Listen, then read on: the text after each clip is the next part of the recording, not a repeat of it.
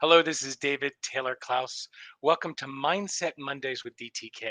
This is episode number 131 in an ongoing series of live broadcasts designed for folk with the growth mindset or folk who'd like to create one. For folks who are focused on getting better at being who they be versus being distracted by merely getting better at doing what they do. Love that you're joining me. Please take a moment and click share just beneath this video and invite your friends, your colleagues, your community to join the conversation. The more we have here, the richer the conversation. All right, so here's the playground today. I the quote I chose to play with. Let's add this in. Hi. We all need empty hours in our lives. We'll have no time to create and dream. Again, we all need empty hours in our day or we'll never have time to create or dream.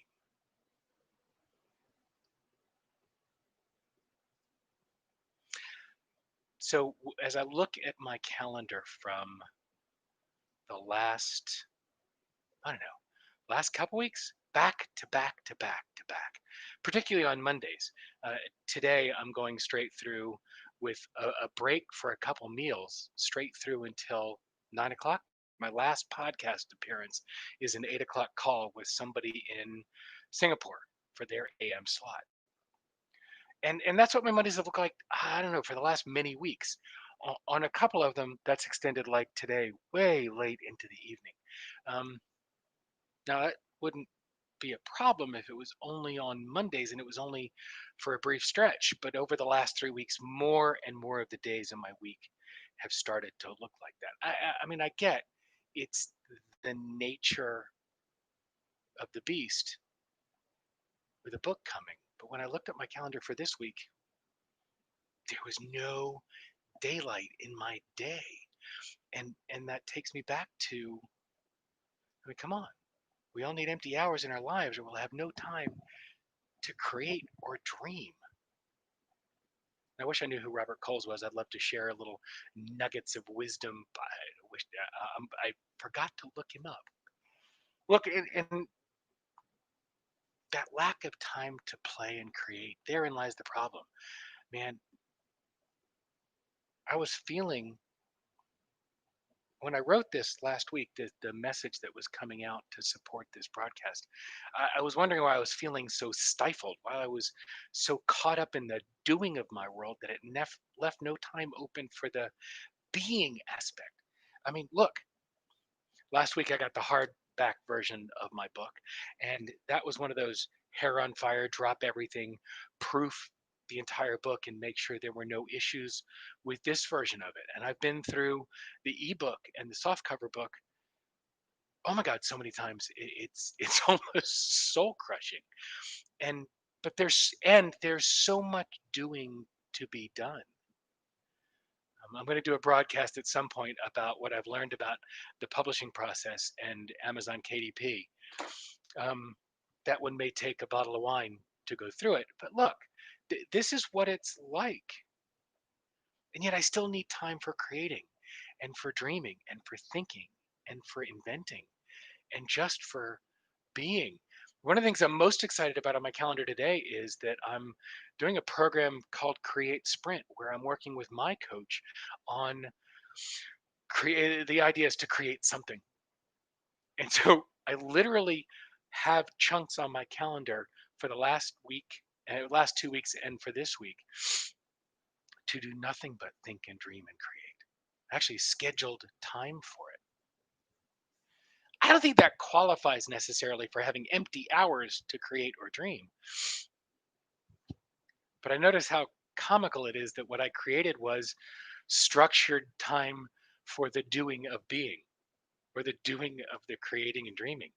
Um, so it's been sort of a fascinating dance between the being and the doing. David Perry, thank you. Robert Coles is an American author, child psychiatrist, and professor emeritus at Harvard University. Thank you. Thank you. I love the folks who come and play in the sandbox with me, and I really appreciate your helping me out on that one. David. Um, but the questions coming up for me for the folk in this community, particularly the folks that are going to be leaning in and diving into not just the book but the accelerator, the email experience that goes along with it to help people keep on track to use the book. Most interesting. Oh, Robin, you posted it as well. Thank you, Robin. I'm really curious. What kind of daylight do you leave in your calendar? What kind of space do you leave to play? What kind of space do you leave to create and to dream? You know, one of the things that with children going back to school right now in parts of the US and more of them going back to school in the first week of September,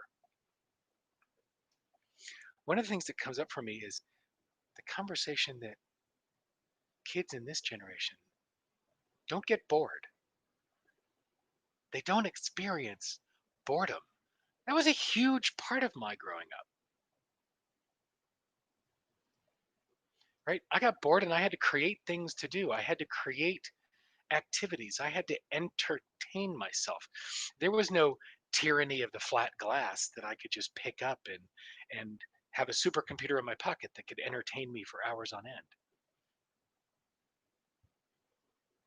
The children of this generation, and not to chide them or the parenting, this is an area of blameless discernment. These children don't experience boredom. And frankly, not many of the adults do anymore either. And yes, I am tying boredom to that blank space on the calendar, the empty hours, the time to create or dream. Because one of the things that happens with the human brain when you are not constantly stimulated is that you stimulate yourself. You create your own thinking, your own ideas.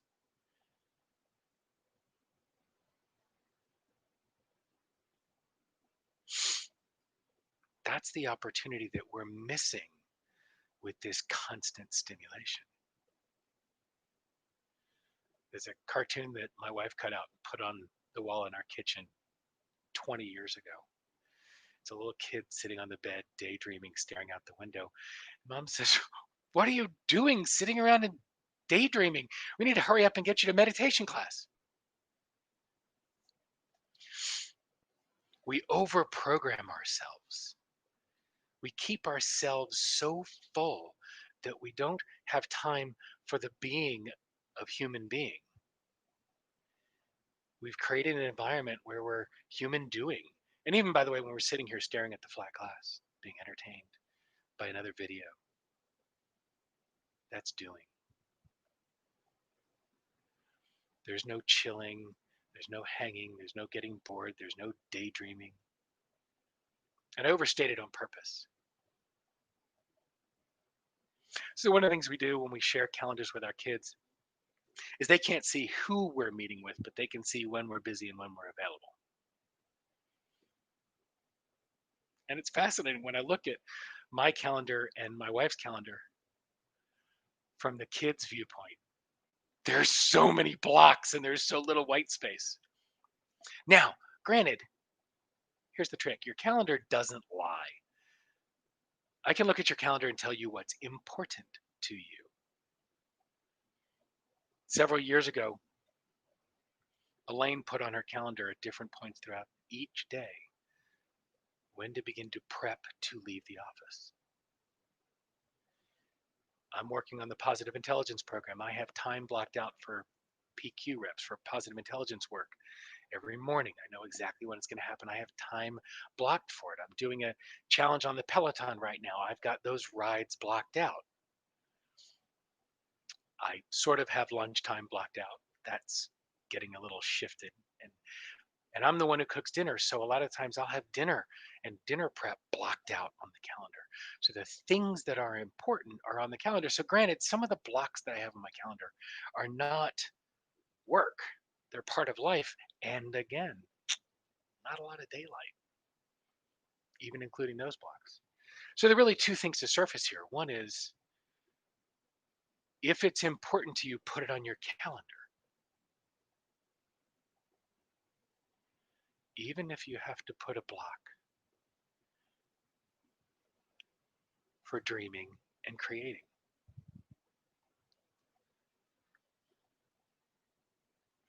Even if you're physically putting a block on the calendar to give yourself time to get bored, to think, to dream, to create. What would be different in your world if you created that space?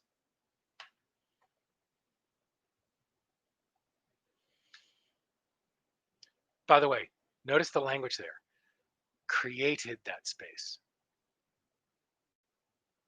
I want to challenge myself on that language.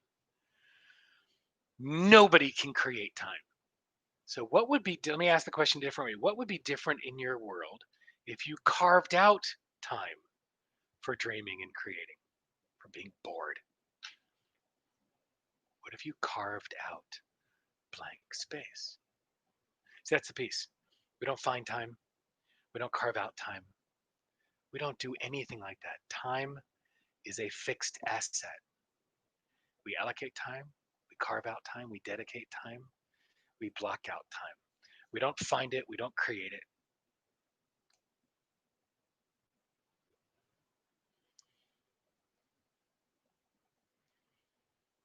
So, what would be different in your world if you carved out time to dream, to create?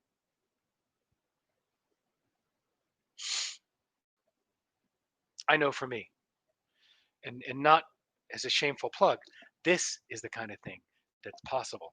The the whole idea for Mindset Mondays, this entire project that was dreamed up in 2017 and launched in 2018, has been going since then. Everything that's happening here came from sitting still and dreaming and creating.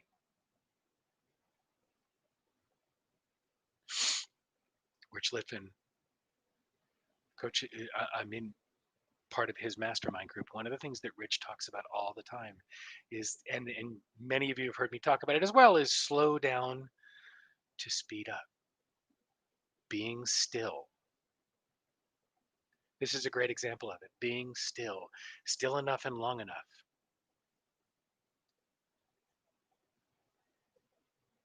We're in the middle of planning a wedding for my eldest.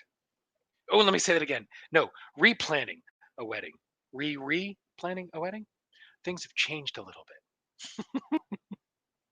And part of that has been, it's easy to get caught up in the details, because if you've ever planned a wedding, there are a bajillion more details than you ever thought there were, even when you've been part of it before.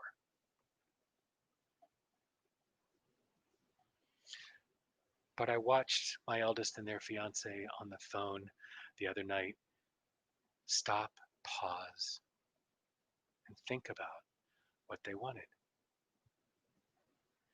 and think about whether it was the colors or the location, or it didn't matter. It was about sitting still and thinking about it. And there's a list of 35 different decisions to be made on one phone call. It's so easy to get caught up in yes, no, left, right, up, down, and not be still and think about it.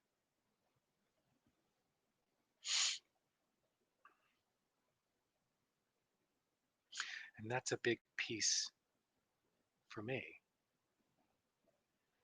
with what's coming up for this fourth quarter that we're staring down the barrel of. Oh my God, we're that close to the fourth quarter of 2020. Is the more that I give myself the grace and the space to sit still and think and dream and create, the more that's possible for the rest of this year. The more I give myself that space and the grace to be present, the more impact I'm capable of creating, both on me and my family and the world in my immediate community, but on the world around me. The more I'm able to create. My ability to create is tied directly to my willingness to be still. Those who've known me for a very long time know that sitting still was not a skill that I was known for. How's that? And it's something that I'm working on a lot. So even if you have to put time on your calendar to sit still, even if you have to mark down on your the way you track your doing world, time for the being, do it. This is a great week for it. It's the end of the month. We're starting the last week of August right now.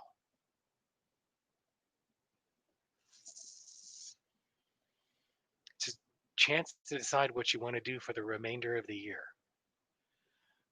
Be still. Dream about what you want to create for the rest of 2020. What do you want to create? Be still. Oh my God, what happened if you were still long enough to get bored? I wonder what you could create. And I'd love to hear about it. So join me at facebook.com/groups/mindset Mondays and join the conversation. You can also come to Mindset Mondays with DTK.com and you'll see information about the book and when it's launching, which is a week from today. So again, thank you for joining. In between now and next week, what mindset will you choose?